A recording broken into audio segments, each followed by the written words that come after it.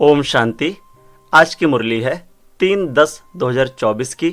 आज सभी मुख्य पॉइंट के साथ आज हम देखेंगे मुरली की हेडिंग। बाबा ने कहा, मीठे बच्चे, रावण का कायदा है आसुरी मत, झूठ बोलना। बाप का कायदा है श्रीमत, सच बोलना। आज की मुरली से प्रश्न है, किन बातों का विचार कर बच्चों को आश्चर्य खाना चाहिए। उत्तर सुनाया बाबा ने।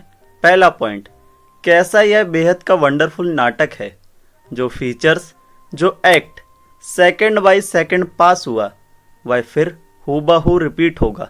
कब होगा? हर 5000 वर्ष में। कितना वंडर है जो एक का फीचर ना मिले दूसरे से। दूसरा पॉइंट बाबा ने सुनाया, कैसे बेहद का बाप आकर के सारे विश्व की सदगति करते हैं, पढ़ाते हैं, यह भी वंडर है। आज की मुरली से पहला मुख्य पॉइंट ध्यान से इसको समझेंगे। ड्रामा का चक्र फिरते फिरते अभी अंत आकर हुई है। अंत में बाप ही चाहिए। उनकी जयंती भी मनाते हैं, शिव जयंती भी इस समय मनाते हैं, जबकि दुनिया बदलनी है। घोर अंधेरे से घोर रोशनी होती है, अर्थात दुखधाम से सुखधाम होना है। बच्चे जानते हैं परमपिता परमात्मा शिव एक ही बार पुरुषोत्तम संगम युग पर आते हैं, पुरानी दुनिया का विनाश, नई दुनिया की स्थापना करने। पहले नई दुनिया की स्थापना, पीछे पुरानी दुनिया का विनाश होता है। आज की मुरली से दूसरा मुख्य पॉइंट है, अपने को देखना है। हम किसी को तंग तो नहीं करते, झूठ तो नहीं बोलते, श्रीमत के खिलाफ तो नहीं चलते हैं। झूठ बोलना, किसी को दुख देना, तंग करना, यह है रावण के कायदे और वह है राम के कायदे। श्रीमत और आसुरी मत का गायन भी है। आधा कल्प चलती है आसुरी मत, जिससे मनुष्य असुर दुखी रोगी बन जाते हैं। 5 विकार प्रवेश हो जाते हैं। बाप आकर श्रीमत देते हैं। बच्चे जानते हैं श्रीमत से हमको दैवीय गुण मिलते हैं। आसुरी गुणों को बदलना है। अगर आसुरी गुण रह जाएंगे तो पद कम हो पड़ेगा। जन्म जन्मांतर के पापों का बोझा जो सिर पर है, नंबरवार पुरुषार्थ अनुसार हल्का हो जाएगा। आज की मुरली से तीसरा मुख्य पॉइंट, तुम जानते हो हमारे भाई बहन कितनी सर्विस करते हैं, सबको बाप का परिचय देते रहते हैं। बाप आए हैं जरूर, पहले पहले थोड़ों को ही मिलेगा, फिर वृद्धि को पाते जाएंगे। क्या मिलेगा? सबको बाबा धीरे धीरे मिलेगा। एक ब्रह्मा द्वारा कितने ब्रह्मा कुमार बनते हैं। ब्राह्मण कुल तो जरूर चाहिए ना। तुम जानते हो हम सभी ब्रह्मा कुमार कुमारियां हैं, शिव बाबा के बच्चे। सब भाई भाई हैं, आत्मा भाई भाई, असल में भाई भाई हैं। फिर प्रजापिता ब्रह्मा के बनने से भाई बहन बनते हैं। फिर देवता कुल में जाएंगे तो संबंध की वृद्धि होती जाएगी। इस समय ब्रह्मा के बच्चे और बच्चियां हैं तो एक ही कुल हुआ। इनको डिनाइस्टी नहीं कहेंगे। राजाई न कौरवों की है न पांडवों की। डिनाइस्टी तब होती है जब राजा रानी नंबरवार गद्दी पर बैठते हैं। अभी तो है ही प्रजा का प्रजा पर राज्य। आज की मुरली से चौथा मुख्य पॉइंट, इसको ध्यान से समझेंगे। शिव भगवानुवाच, कोई भी देहधारी को भगवान नहीं कहा जाता। बाप बिगर और कोई बाप का परिचय दे ना सके, क्योंकि वह तो बाप को जानते ही नहीं। गीता में भी लिखा है, बाप का परिचय बाप खुद आकर देते हैं। यहाँ भी बहुत हैं जिनकी बुद्धि में नहीं आता है। बाप को कैसे याद करें, मूंझते हैं। इतनी छोटी बिंदी, उनको कैसे याद करें।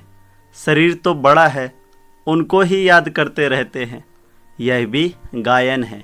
ब्रकुटी के बीच चमकता है सितारा, अर्थात आत्मा सितारे मिसल है। आत्मा को शालिग्राम कहा जाता है। शिवलिंग की भी बड़े रूप में पूजा होती है। जैसे आत्मा को देख नहीं सकते, शिव बाबा भी किसी को देखने में तो आ ना सके। आज की मुरली से पांचवा मुख्य पॉइंट, बाबा ने कहा, मीठे मीठे बच्चों, अच्छी रीति धारण करो। मुख्य बात है बाप की याद। यह याद की ही दौड़ी है। रेस होती है ना, कोई अकेले अकेले दौड़ते हैं, कोई जोड़ी को इकट्ठा बांध फिर दौड़ते हैं। यहाँ जो जोड़ी है वह इकट्ठे दौड़ी लगाने की प्रैक्टिस करते हैं। सोचते हैं सतयुग में भी ऐसे इकट्ठे जोड़ी बन जाए।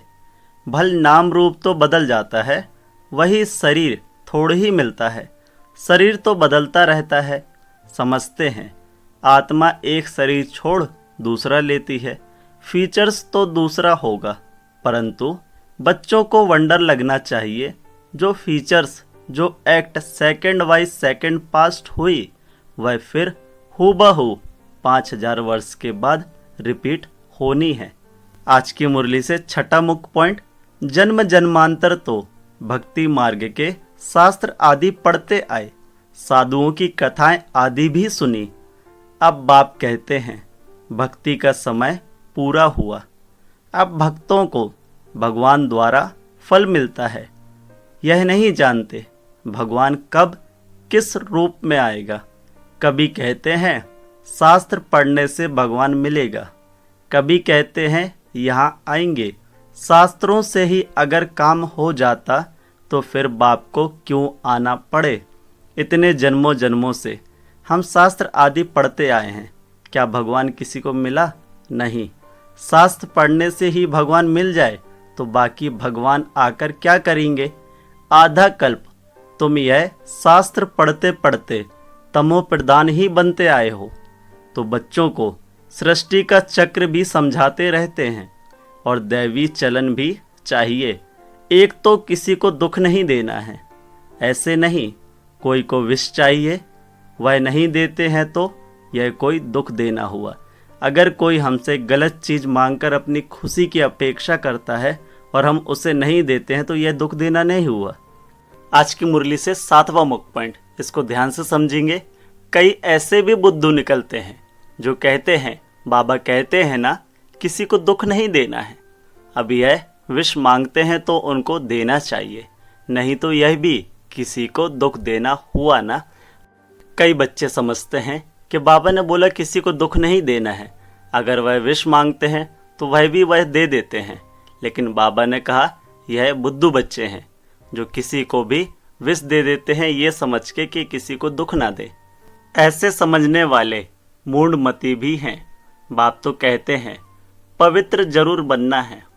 आसुरी चलन और दैवी चलन की भी समझ चाहिए। आज की मुरली से 8वां मुख्य पॉइंट, मनुष्य तो यह भी नहीं समझते, वह तो कह देते हैं आत्मा निर्लेप है, कुछ भी करो, कुछ भी खाओ पियो, विकार में जाओ, कोई हर्जा नहीं। ऐसे भी सिखलाते हैं। कितनों को पकड़कर ले आते हैं। बाहर में भी वेजिटेरियन बहुत रहते हैं। बाहर कहाँ, देश विदेशों में। जरूर अच्छा है तब तो वेजिटेरियन बनते हैं। सब जातियों में वैष्णव होते हैं, छी चीज नहीं खाते हैं। माइनॉरिटी होती है, तुम भी माइनॉरिटी हो। इस समय तुम कितने थोड़े हो, आहिस्ते आहिस्ते वृद्धि को पाते रहेंगे। बच्चों को यही शिक्षा मिलती है, दैवी गुण धारण करो। छी वस्तु ऐसी कोई के हाथ की बनाई हुई नहीं खानी चाहिए। आज की मुरली से धारणा के लिए मुख्य सार है। पहला, अपने चार्ट में देखना है, हम श्रीमत के खिलाफ तो नहीं चलते हैं। दूसरा, झूठ तो नहीं बोलते हैं। तीसरा, किसी को तंग तो नहीं करते हैं। दैवी गुण धारण किए हैं, ये चेक करना है। दूसरा मुख्य पॉइंट बाबा ने सुनाया, पढ़ाई के साथ साथ दैवी चलन धारण करनी है। पवित्र जरूर बनना है। कोई भी छी वस्तु नहीं खानी है। पूरा वैष्णव बनना है। रेस करनी है। रेस किसकी? याद की, धारणाओं की, पवित्रता की। आज प्यारे बाबा का प्यारा वरदान है, बाप के फरमान पर बुद्धि को खाली रखने वाले व्यर्थ व विकारी स्वप्नों से भी मुक्त भव। डिटेल है, बाप का फरमान है कि सोते समय सदा अपने बुद्धि को क्लियर करो, चाहे अच्छा चाहे बुरा सब बाप के हवाले कर अपनी बुद्धि को खाली करो। जब भी हम सोने जाते हैं, प्यारे बाबा के सामने बैठकर जो हमारे साथ दिन में हुआ, अच्छा बुरा, सब बाबा को अर्पण कर दो। सभी को माफ करके सोना है, तभी हमारे सपनों में भी विकारों की उत्पन्नता नहीं होगी। बाप को देकर बाप के साथ सो जाओ। अकेले नहीं, अकेले सोते हो या व्यर्थ बातों का वर्णन करते करते सोते हो, तब व्यर्थ व विकारी स्वप्न आते हैं। यह भी अकेलापन है। इस अकेलेपन को छोड़ फरमान पर चलो तो व्यर्थ व विकारी स्वप्नों से मुक्त हो जाएंगे। आज की मुरली से स्लोगन है, तकदीरबान आत्माएं ही सच्ची सेवा द्वारा सर्व की आशीर्वाद प्राप्त करती हैं।